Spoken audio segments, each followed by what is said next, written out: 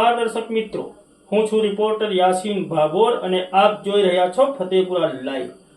કલકત્તામાં મહિલા તબીબ પર રેપ તેમજ હત્યાના વિરોધ સાથે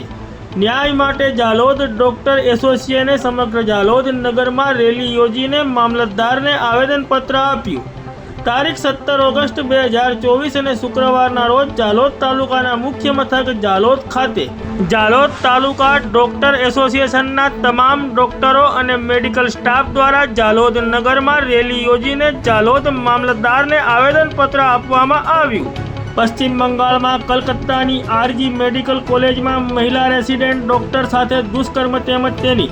ક્રૂરતાપૂર્વક હત્યા કરવામાં આવી, જે ઘટનાના વિરોધ સાથે ન્યાય માટે જાલોદ તાલુકા ડોક્ટર એસોસિએશને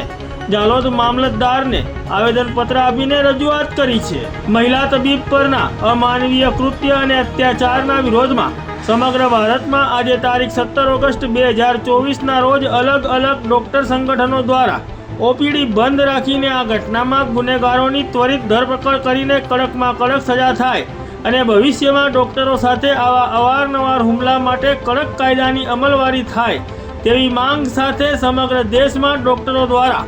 આજે આવેદનપત્રો આપવામાં આવી રહ્યા છે, જે અંતર્ગત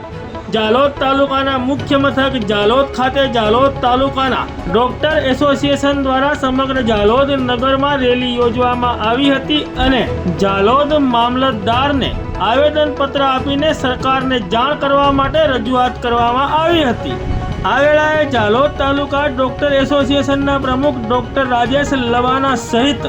જાલોદ તાલુકા ડોક્ટર એસોસિએશનના તમામ ડોક્ટરો અને સ્ટાફ ઉપસ્થિત રહ્યા હતા। આરજી કેર મેડિકલ કોલેજમાં જે ઇન્ટર્ન તબીબનું બળાત્કાર અને મર્ડર થયેલું હતું